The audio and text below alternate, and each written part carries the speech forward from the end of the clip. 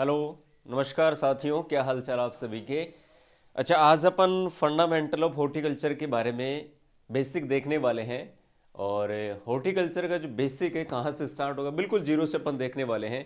हालांकि हॉर्टिकल्चर आपने पहले भी पढ़ा होगा साथियों, बट अपन थोड़ा सा बेसिक जो लेवल है उसको अपन लेकर यहाँ से स्टार्ट करेंगे कि हॉर्टिकल्चर कहाँ से स्टार्ट होती है, कौन कौन से लैंग्वेज से ये बना है, या कौन कौन से वर्ड से बना है, जो वर्ड है वो कौन से लैंग्वेज के हैं, उनका मीन्स क्या होता है।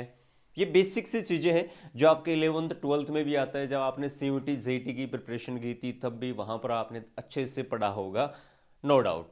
बट अपन एक बार फिर और बेहतरीन तरीके से अपन देखना यहाँ पर प्रयास करते हैं। चलिए ठीक है, आ जाइए। देखो, सबसे पहले मैं बता दूं कि हॉर्टिकल्चर को अपन बागवानी कहते हैं। बेसिक सी बात है, हॉर्टिकल्चर को अपन क्या कहते हैं मेरे साथियों? हॉर्टिकल्चर को अपन कहते हैं बागवानी। देखो, अब बागवानी में दो वर्ड यहां पर छुपे हुए हैं, गौर से देखोगे तो क्या। एक तो है बाग, जिसको अपन कहते हैं गार्डन। क्या कहते हैं प्यारे दोस्तों? गार्डन। और वन मतलब फॉरेस्ट एरिया। मतलब यहां पर दो वर्ड मिलकर इसका फॉर्मेशन कर रहे हैं प्यारे दोस्तों। गार्डन के अंदर अपन क्या लगाते हैं? ऑर्नामेंटल। और जो फार्मिंग करते हैं या एग्रीकल्चर करते हैं, जिसमें फ्लावर आते हैं, फ्रूट्स भी आते हैं, वेजिटेबल्स भी आते हैं। Clear point. इसके अलावा फॉरेस्ट एरिया की मैं बात करता हूं तो यहां पर जो वाइल्ड स्पीसीज है, बोले सर वाइल्ड स्पीसीज कौन सी आ गई? जैसे झाड़ी वगैरह ये आ जाती है ना बेटा जी, ऑर्नामेंटल से रिलेटेड। अब देखो, आप रोज गुलाब की बात करोगे तो गुलाब पहले वाइल्ड स्पीसीज थी, बट उसको क्रॉस करके खेती योग्य मतलब कल्टीवेटेड उसे बनाया गया। राइट, यस या नो? तो यहां पर हॉर्टिकल्चर के अंदर पर देखते हैं, उद्यान बोल सकते हैं या इसको बागवानी बोल सकते हैं, जिसके अंदर फ्लावर आते हैं, फ्रूट्स आते हैं, वेजिटेबल्स आते हैं, ऑर्नामेंटल आते हैं। ठीक है, और इसके अंदर और बहुत सारी ब्रांचेज है, उनको भी यहां पर अपन देखने वाले हैं। क्लियर पॉइंट, आ जाओ। सबसे पहले देखिएगा प्यारे दोस्तों, यहाँ पर इंट्रोडक्शन की थोड़ी सी मैं बात कर लेता हूँ, जो मैंने स्टार्टिंग में थोड़ा सा था आपको बता ही दिया है। बाकी बेसिक चीजें यदि मैं थोड़ा सा यहाँ पर देखना चाहें तो देखो, हॉर्टिकल्चर है ना प्यारे दोस्तों, ये दो वर्ड से मिलकर बना है। एक तो है हॉर्टस। देखो यहाँ पर लिख देता हूं मैं, यहाँ पर हॉर्टिकल्चर। ये लो जी, कोई दिक्कत वाली बात नहीं है। देखो, हॉर्टी और एक कल्चर को अपन थोड़ा सा डिवाइड कर देते हैं। देखो यहां पर एक वर्ड अलग हो रहा है, कल्चर।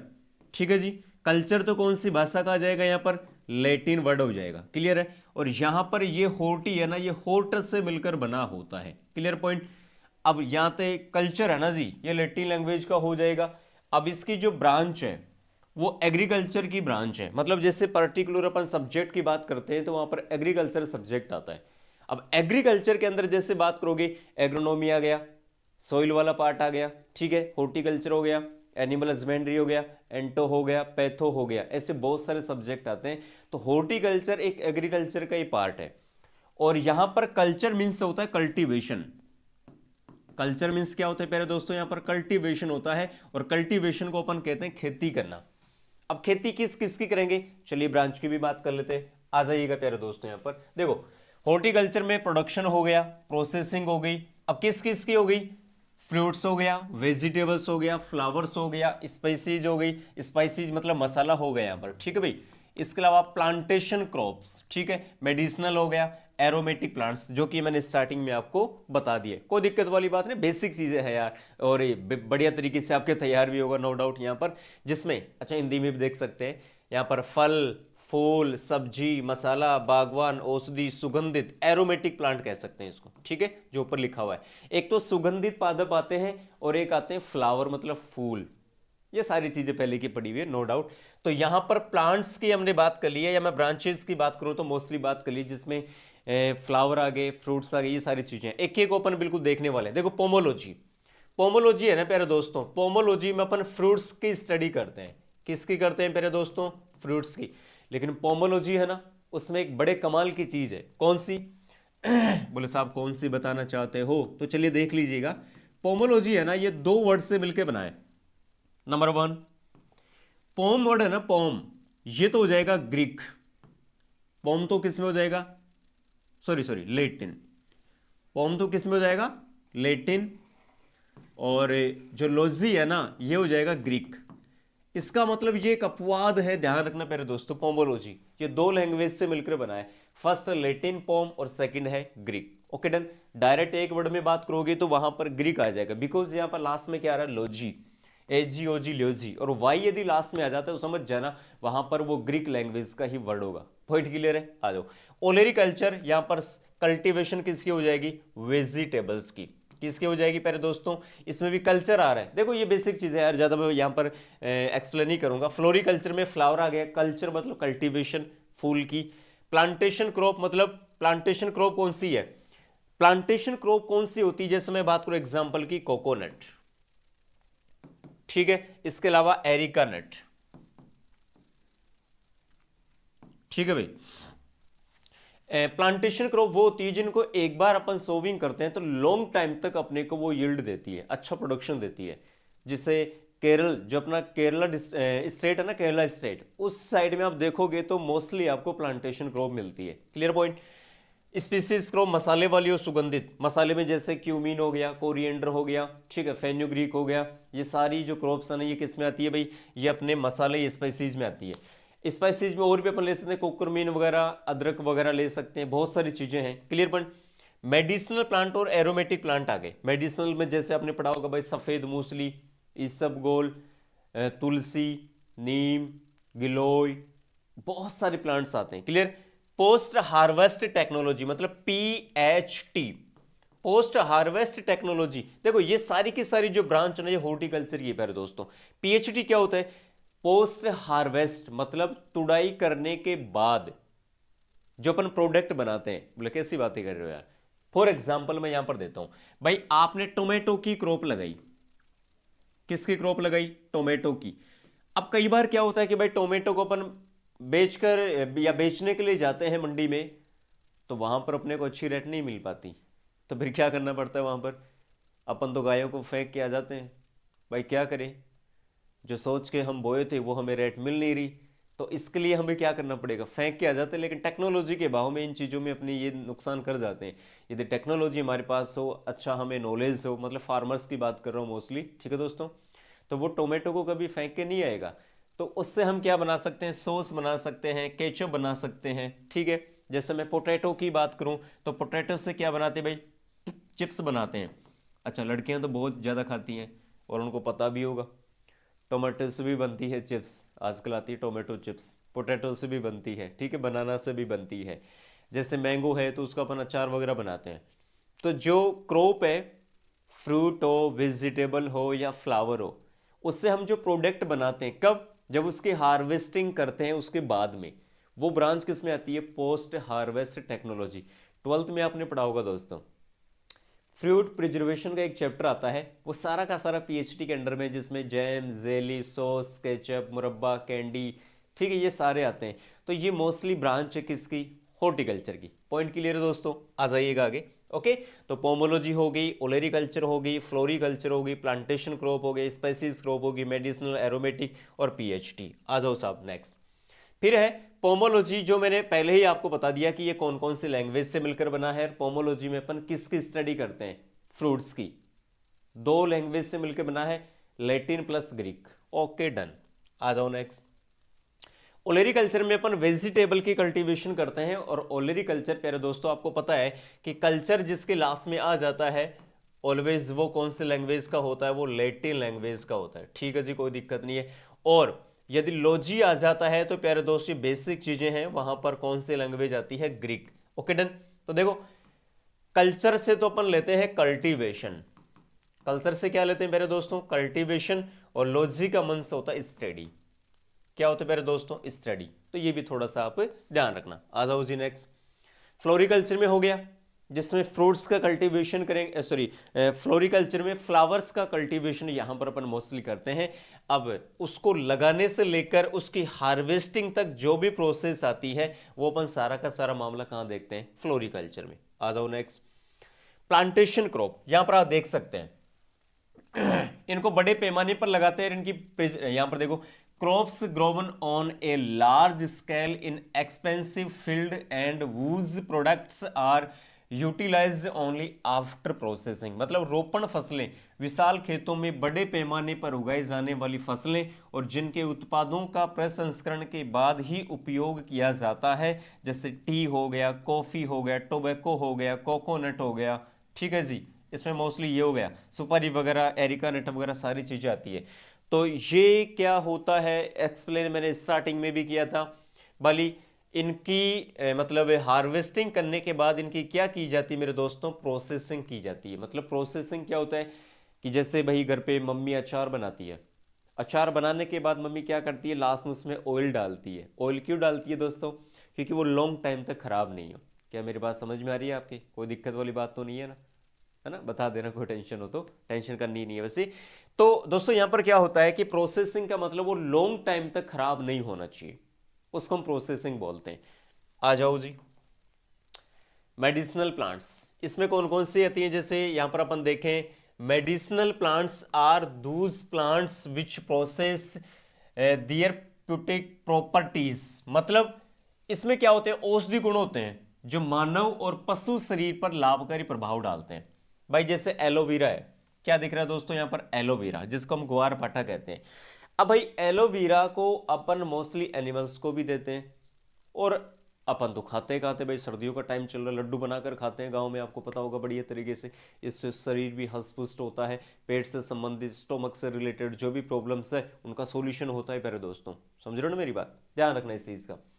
तो यहाँ पर मेडिसिनल प्लांट्स में बहुत सारी आते हैं, जैसे एलोवेरा हो गया, तुलसी हो गया, ठीक है भाई, ओके। इसके अलावा नीम हो गया, इसके अलावा सफेद मूसली हो गई,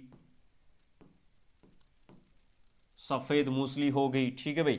इसके अलावा आपने लॉकडाउन जब लगा था, कोरोना आया था, उस समय देखा होगा नीम गिलोय, गिलोय का नाम आपने खूब सुना होगा दोस्तों, ठीक है। तो गिलोय भी किस में आती है, ये भाई साहब मेडिसिनल प्लांट में आती है। नीम अज़र डायरेक्टा इंडिका, ठीक है। और तुलसी हो गया, ओसिमम सनकेटम, बहुत सारी क्रॉप है, अश्वगंधा हो गया, अफीम हो गया, ठीक है। ये सारी क्रॉप है जो किस में आती है, मोस्टली मेडिसिनल प्लांट में आती है। Clear point. नेक्स्ट आ जाओ, एरोमेटिक प्लांट, सुगंधित पादप होते हैं, जैसे कौन कौन से यहां पर आप देख लीजिएगा, सुगंधित, इनसे हम ऑयल भी प्राप्त कर सकते हैं, ध्यान रखना, ओके। और प्रोसेसिंग में भी काम आता है, इससे इत्र भी बनाया जाता है। देखो यहां पर परफ्यूम्स किस किस में यूज आता है, परफ्यूम्स में, कॉस्मेटिक में, फूड फ्लेवरिंग में और मेडिसिनल में। अच्छा जी, सर्दियों में बड़े प्यार से ना आप तेल लगाते हैं पूरी बॉडी के, तो वो मेडिसिनल प्लांट से आता है। समझ रहे हो मेरी बात, गुलाब का इत्र बनता है, सेंट जिसको छिड़कते हैं मतलब बड़ी खुशबू आती है उसके अंदर, ठीक है। तो सारे के सारे एरोमेटिक प्लांट्स इसी के अंदर आते हैं, ओके डन। नेक्स्ट आ जाओ जी, स्पीसीज, स्पाइसीज की मैं बात करूं तो मैंने पहले ही आपको बता दिया, क्यूमीन हो गया, कोरिएंडर हो गया, ठीक है, फेनल हो गया और फेन्यू ग्रीक हो गया, ठीक है भाई। बहुत सारी क्रॉप्स आती है, जैसे कुकुरमा, लौंगा, हल्दी हो गई, अदरक वगैरह हो गया, ठीक है, ओनियन हो गया, गार्लिक हो गया, ये सारी चीजें किसमें आती है, ठीक है। गार्लिक हो गया, ओनियन हो गया, ठीक है भाई, कुकुरमीन हो गया, आप देख सकते हैं यहां पर फोटो के अंदर भी, ठीक है, सारी की सारी, ओके। इलायची वगैरह अपन ले सकते हैं, काली मिर्च अपन ले सकते हैं, ये सारी की सारी स्पाइसेस।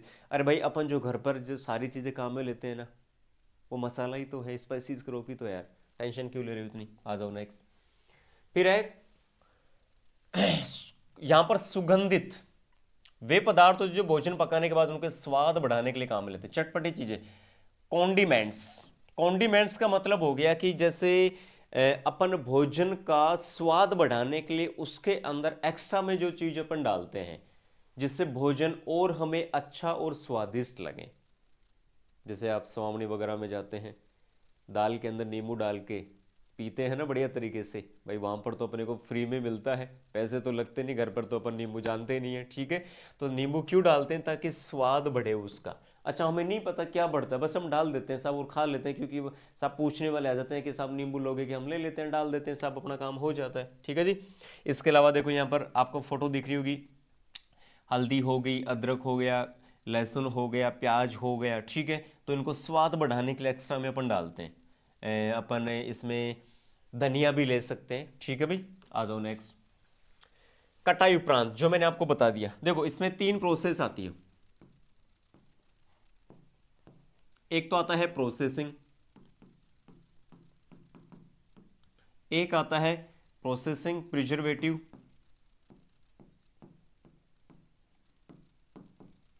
और एक आता है value addition. Value addition 3 points होते हैं मेरे प्यारे दोस्तों, ध्यान रखना। ठीक है, क्या प्रिजर्वेटिव या अपन इसको प्रिजर्वेशन भी कहते हैं। ये 3 पॉइंट है, जरा सुन लीजिएगा, जिसको अपन क्या कहते हैं, देखो प्रसंस्करण, और इसके अलावा यहां पर हिंदी में भी लिखा हुआ है बट आप इंग्लिश में याद रखना, प्रोसेसिंग, प्रिजर्वेशन और वैल्यू एडिशन। देखो बिल्कुल नॉर्मल लैंग्वेज में आप समझिएगा कि जैसे घर पे मम्मी अचार बनाती है, सही बात है कि नहीं है, तो अचार की हम प्रोसेसिंग करेंगे कि मैंगो का हमें अचार डालना है तो दशहरी वैरायटी काम में लेते हैं, जैसे देसी आम जिसको बोलते हैं।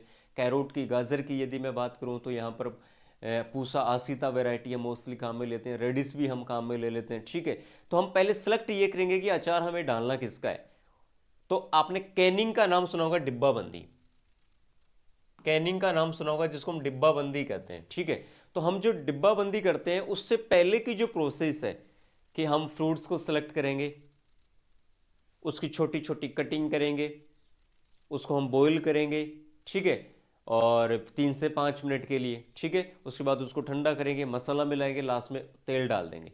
तो प्रोसेसिंग में क्या हुआ कि अचार बना लिया, लेकिन लॉन्ग टाइम तक खराब नहीं हो इसके लिए उसमें अपन प्रिजर्वेटिव काम में लेते हैं, जैसे ऑयल हो गया, साल्ट हो गया, केएमएस हो गया। ठीक है, ये सारी चीजें काम में लेते हैं, सोडियम बेंजोएट हो गया। अब अचार बनकर तैयार हो गया, प्रोसेसिंग कर ली कि कैसे क्या बनाना है, तैयार हो गया, लेकिन लॉन्ग टाइम तक ये खराब नहीं हो उसके लिए हमने प्रिजर्वेटिव उसमें काम में ले लिया। साल्ट हो गया, शुगर हो गई, विनेगर वगैरह हो गए, ये सारी चीजें काम में ले लेते हैं। ठीक है दोस्तों, वैल्यू कैसे हुई, जैसे मान लो कि टोमेटो, मैंने कल्टीवेशन की टोमेटो की, लेकिन मैं मंडी में बेचने के लिए गया, लेकिन वहां पर प्रॉब्लम क्या आई मेरे सामने कि भाई साहब अच्छी रेट ही नहीं है वहां पे। तो मैंने क्या किया, उसकी मैंने चिप्स बनाई, पोटैटो की मैंने चिप्स बनाई, मैंगो का मैंने अचार बनाया, कैरी का अचार बनाया। ठीक है, रेडिश थी, कैरोट थी, उसका मैंने कांजी जिसको बोलते हैं वो बनाया। तो आप मार्केट में जाते हैं, जैसे आप चिप्स लेने के लिए जाते हैं मेरे दोस्त, तो एक छोटी सी जो पॉलीथीन जो पैकेट होता है ना, वो 10 रुपए का मिलता है, लेकिन पता चला पोटैटो की जो रेट है वो तो काफी डाउन है। तो पोटैटो पहले मार्केट में 2 केजी के हिसाब से था, 2 रुपए किलो मिल रहा था, लेकिन एक छोटा सा पैकेट है वो 10 रुपए का मिल रहा था। मतलब पोटैटो का हमने जो प्रोडक्ट बनाया चिप्स, तो पोटैटो की वैल्यू ऑटोमेटिक क्या हो गई, बढ़ गई। जैसे आने वाले भविष्य में, फ्यूचर में आप अच्छी गवर्नमेंट जॉब लग जाओगे, ठीक है, अच्छे पद पर जाओगे आप, तो आपकी वैल्यू ऑटोमेटिक क्या हो जाएगी, बढ़ जाएगी। आज कुछ नहीं है, लेकिन आने वाले टाइम में अच्छे आप ऑफिसर बनोगे तो आपकी वैल्यू ऑटोमेटिक क्या हो जाएगी, बढ़ जाएगी। बस वही चीज़ है कि आप वेजिटेबल से, फ्रूट से, फ्लावर से आप जो प्रोडक्ट बनाओगे, और वो प्रोडक्ट यदि मार्केट में अच्छा चल रहा है, तो उस फ्रूट्स वेजिटेबल की जो वैल्यू है ऑटोमेटिक क्या हो जाएगी, बढ़ जाएगी। पॉइंट क्लियर है ना? Okay done. यहाँ पर आप देख सकते हैं सॉस केचप आपको दिख रहा होगा। आ जाओ जी। फिर क्या है, न्यूट्रिएंट्स सिक्योरिटी, इंपोर्टेंस क्या है, इंपोर्टेंस की हम यहां पर अब बात कर लेते हैं। तो देखो पहला क्या है, न्यूट्रिशनल सिक्योरिटी, मतलब अच्छा हमें न्यूट्रिएंट्स मिलता है। जैसे कैरोट की मैं बात करूं तो विटामिन ए मिलता है, पोटैटो की बात करूं स्टार्च मिलता है, मैंगो में विटामिन ए मिलता है, क्यूमीन की मैं बात करूं विटामिन अच्छे मिल जाते हैं। वेजिटेबल्स में क्या मिलता है, वेजिटेबल्स की यदि मैं बात करूं तो मिनरल्स हमें अच्छा मिलता है। लेकिन मैं फ्रूट्स की बात करता हूं, फ्रूट्स की, तो फ्रूट्स के दोस्तों ध्यान रखना विटामिन हमें अच्छा मिलेगा। वेजिटेबल से हमें मिनरल्स ज़्यादा मिलते हैं, calcium, potassium, iron, manganese, copper, iodine, इस टाइप के। ठीक है, बट आप फ्रूट्स की बात करोगे तो विटामिन आपको ज़्यादा मिलेगा। जैसे आपके वाटर सोल्यूबल, फैट सोल्यूबल, जितने भी विटामिन है वो अपने को मोस्टली फ्रूट से मिल जाते हैं। ठीक है, higher returns per unit area, हमें रिटर्न क्या मिलता है, ज़्यादा मिलता है। जैसे अपन ने एनोला या मैंगो का गार्डन लगाया, एक बगीचा लगाया, तो हमें बढ़िया तरीके से यदि उसकी कल्टीवेशन की है तो हमें रिटर्न अच्छा मिलेगा, उससे पैसा हमें अच्छा मिलेगा। और यहाँ पर कॉस्मेटिक, कॉस्मेटिक चीज़ें भी हमें उनसे तैयार कर सकते हैं। जैसे आपने देखा होगा ब्यूटी पार्लर से रिलेटेड जो चीज़ें होती है, जैसे लड़कियां खूब भाई पाउडर वगैरह लगाती, लड़के तो बेचारे क्या लगाते, बोनेट को साफ नहीं करते, ठीक है। तो गर्ल्स मोस्टली क्या करती है मेरे दोस्तों, यहाँ पर कॉस्मेटिक चीज़ों को ज़्यादा काम में लगाती, क्रीम वगैरह ज़्यादा लगाती, ठीक है। पाउडर वगैरह देखा होगा 4-4 5-5 किलोमीटर लगा लेती है, तो वो सारी चीज़ें हमें यहाँ से मिल सकती है। इसके अलावा अपन धार्मिक चीज़ों में भी काम में ले सकते हैं। जैसे बील होता है, बील, उसकी पत्तियों को, उसके फ्रूट्स को अपन भगवान शिव को अर्पित करते हैं। तो ये सारी चीज़ें हैं, इनका इंपॉर्टेंस है कि हमें मिनरल्स मिल रहा है, न्यूट्रिएंट्स मिल रहा है, विटामिन्स मिल रहा है, उसके अलावा भी अपन और चीज़ों में भी इसको काम में ले सकते हैं। तो ये सारे इसके इंपॉर्टेंस है। क्लियर पॉइंट, आ जाओ। अब क्या क्या मिलता है, कार्बोहाइड्रेट हो गया, प्रोटीन हो गया, फैट हो गया, विटामिन हो गया। पॉइंट क्लियर है। जैसे मैं कार्बोहाइड्रेट की बात करूं तो डेट पाम में आपको अच्छा मिल जाएगा, रेजिन में आपको अच्छा मिल जाएगा, हाईएस्ट कार्बोहाइड्रेट रेजिन में होता है, फिर डेट पाम में मिल जाएगा, फिर आपको बनाना में मिल जाएगा, ठीक है भाई। बनाना में जैसे 27% होता है, डेट पाम में आपको देखा होगा 67% होता है, रेजिन में 72% के आसपास होता है। प्रोटीन्स की यदि मैं बात करूं तो जैसे प्रोटीन्स आपको पल्सेज में अच्छा मिल जाता है, ठीक है भाई, पल्सेस क्रॉप में प्रोटीन अच्छा मिलेगा। इसके अलावा जैसे अपने हॉर्टिकल्चर में तो एक ही चलता है मोस्टली, पी, मटर जिसको अपन कहते हैं, ठीक है भाई। इसमें 25% के समथिंग इसमें प्रोटीन्स होता है। Clear point. अब देखो ये है ना, टू टाइप्स का होता है, एक तो होता है ड्राई और एक होता है ग्रीन। मतलब तो ग्रीन में इसमें प्रोटीन 7% होता है, जो ड्राई होता है ना पी, उसमें आपको प्रोटीन ज़्यादा मिलेगा। फैट की मैं बात करूं तो फैट में दोस्तों ध्यान रखना, आपको यहां पर पोटैटो मिल जाएगा, ठीक है भाई। इसके अलावा आपको एलमोंड मिल जाएगा, ठीक है भाई, केशव नट मिल जाएगा आपको। ये सारी चीजें हैं जिनमें फैट आपको अच्छा मिलेगा। विटामिन में आप बात कर सकते हो, जैसे मैंगो हो गया जी, मैंगो में कितना होता है, 4800 इंटरनेशनल यूनिट। Clear point. जैसे मैं कैरोट की बात करता हूं तो कैरोट में 15,000 इंटरनेशनल यूनिट के आसपास मिलता है, ठीक है भाई। इसके अलावा यदि मैं बात करूं तो पपाया हो गया, पपाया में 2020 इंटरनेशनल यूनिट होता है। Clear point.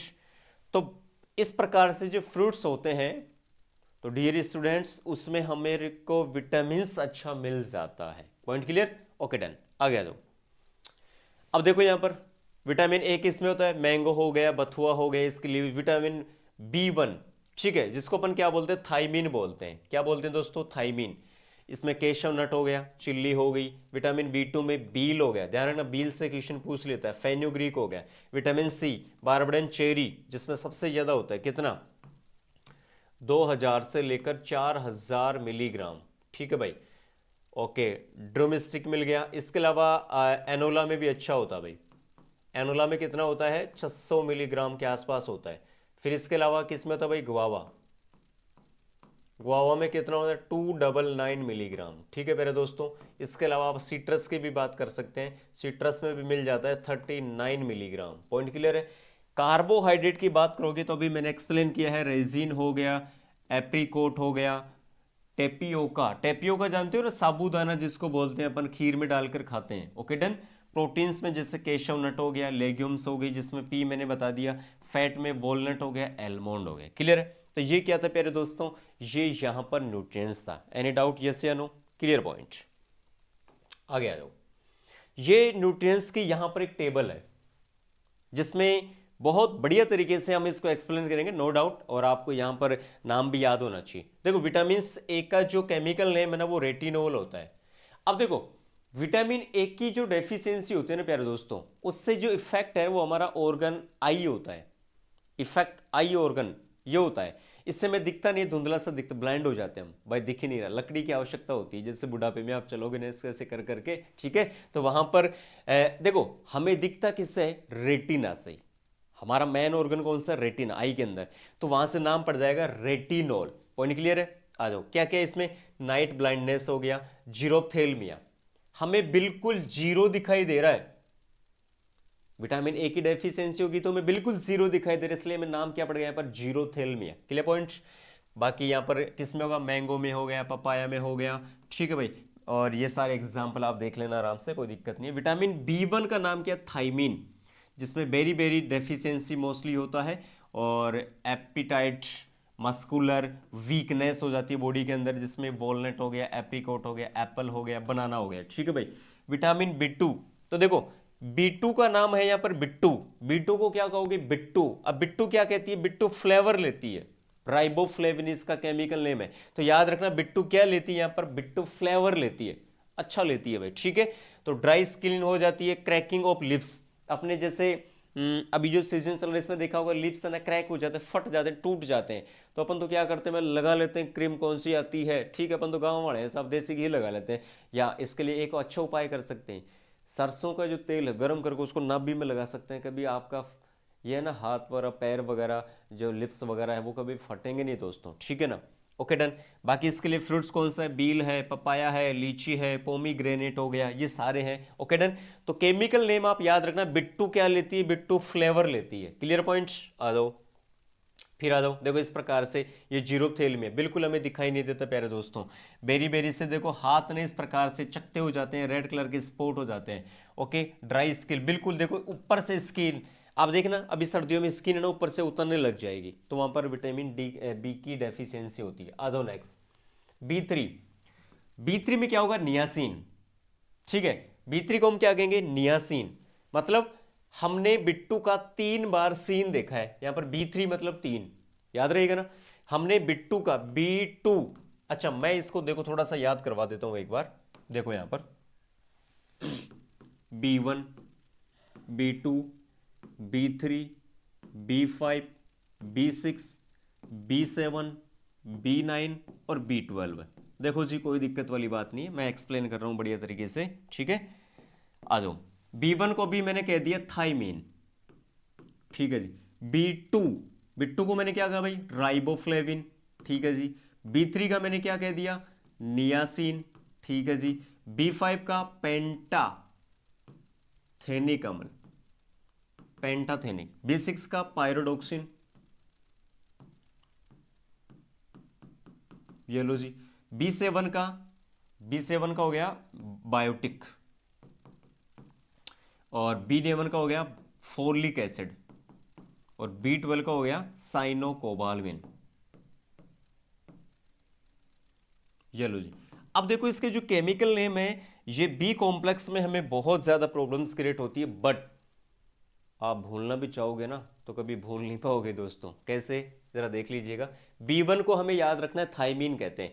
बिट्टू क्या लेती है, बिट्टू फ्लेवर लेती है, नो डाउट। B3, हमने बिट्टू का कितनी बार सीन देखा, 3 बार। 3 का डबल कितना होगा भाई, 6। तो हमने बिट्टू का पहले 3 बार सीन देखा, फिर बिट्टू का हमने 6 बार सीन देखा। ओहो, बिट्टू का 2 बार सीन देख लिया भाई, तो 3 वाले में सीन आ गया और 6 वाले में सीन आ गया। ठीक है जी। 5 को क्या कहते हैं यहां पर, पेंटा। 5 को क्या कहते हैं, पेंटा, तो पेंटाथेनिक। 7th क्लास में हमने बायो सब्जेक्ट लिया, तो 9th क्लास में फेल हो गए, बायोटिक। Clear point. इसके अलावा यहां पर हम बात करें B9 की, तो फोलिक आ गया, मतलब फेल हो गए। और B12 में कोबाल्ट न्यूट्रिएंट प्रेजेंट होते हैं, इसके कारण इसको अपन कहते हैं साइनोकोबाल्मीन। मेरे हिसाब से कोई प्रॉब्लम नहीं होगी। बाकी ये टेबल आपके सामने है, कोई दिक्कत वाली बात नहीं है। इसके यहाँ पर डेफिशिएंसी नाम है वो लिखे हुए हैं दोस्तों, और इसके अलावा इनके नाम क्या है, केमिकल नेम मैंने बता दिया है, और इसके जो सोर्सेज है वो मोस्टली किस किस से हमें मिलने वाले हैं, आराम से आप इसे देख सकते हैं। पॉइंट क्लियर है। आ जाओ जी। ये विटामिन सी हो गया। ठीक है जी। विटामिन सी में क्या कहते हैं हम, एस्कोर्बिक एसिड। विटामिन सी को क्या कहते हैं, एस्कोर्बिक एसिड। इससे स्कर्वी डिजीज होता है, पेन इन जॉइंट्स, जॉइंट्स में ना पेन होने लगता है, आपने देखा होगा यहाँ पर जॉइंट्स में पेन होने लगता है, स्वेलिंग ऑफ लिम्स। ठीक है भाई। और यहाँ पर आप देख सकते हैं बारबेडन चेरी से हमें मिलेगा, एनोला से मिलेगा, गुआवा से मिलेगा, चिल्ली से मिलेगा, सिट्रस से मिलेगा, कोरिएंडर से मिलेगा। इसमें विटामिन सी अच्छा होता है। डी, जो हमें सनलाइट से मिलता है, ओनली एक सिंगल विटामिन है डी, जिसको अपन क्या कहते हैं, कैल्सीफेरोल। ध्यान रखना भाई, विटामिन डी को कहते हैं कैल्सीफेरोल, और ई को कहते हैं टैकोफेरोल, और के को कहते हैं फाइलोक्विनोन। यहां पर कंफ्यूजन का मामला थोड़ा ज्यादा रहता है, तो के से याद रखना क्विनोन, के फॉर क्विनोन। पॉइंट क्लियर है। डी से हो जाएगा कैल्सीफेरोल, विटामिन डी मतलब कैल्शियम, और विटामिन ई को कहते हैं टैकोफेरोल। ये इसके डेफिशिएंसी हो गया। आ जाओ जी, बात कर लेते हैं। रिकेट्स डिजीज होता है विटामिन डी की कमी से। Okay done. पिजन चेस्ट होता है और ओस्टोमलेशिया होता है। Clear point. अच्छा, स्टार्टिंग में हमने देखा था जीरोप्थेल्मिया और यहां पर आ जाएगा ओस्टिमलेशिया। Okay done. और इसके अलावा किडनी में प्रॉब्लम्स क्रिएट होती हैं, ये इसके क्या है दोस्तों, यहाँ पर ये इसके मोस्टली सोर्सेज है, जिसमें हम देख सकते हैं यहाँ पर देखो मशरूम से हमें विटामिन डी ज़्यादा मिलता है, इसके अलावा सनलाइट से भी मिलता है। ये लो जी, कोई दिक्कत वाली बात नहीं है, सनलाइट से में अच्छा मिलता है। विटामिन ई किस में मिलेगा, एलमंड्स हो गया, कीवी हो गया, एवोकेडो हो गया। इसके अलावा मिल्क, एग, मीट, इन सभी में ये ठीक ठाक मिल जाएगा आपको। पॉइंट क्लियर है। Okay done. आप यहां पर देख सकते हैं रिकेट्स, पिजन चेस्ट, मतलब इस तरीके से बॉडी हो जाती है। रिकेट्स में क्या हो जाते हैं भाई साहब, ये जॉइंट्स इनमें प्रॉब्लम्स क्रिएट हो जाती है। स्कर्वी में क्या हो जाता है कि जो मसूड़े हैं ना, अपने मसूड़े जैसे ब्रश वगैरह करते हैं तो उसमें देखा होगा कि मसूड़ों में ब्लड आने लगता है, तो ये विटामिन सी की डेफिशिएंसी से होता है। Okay done. तो मुझे उम्मीद है कि यहां तक मैंने आपको जो एक्सप्लेन किया है उसमें कहीं भी आपको कोई प्रॉब्लम्स क्रिएट नहीं हुई। Okay done, thank you.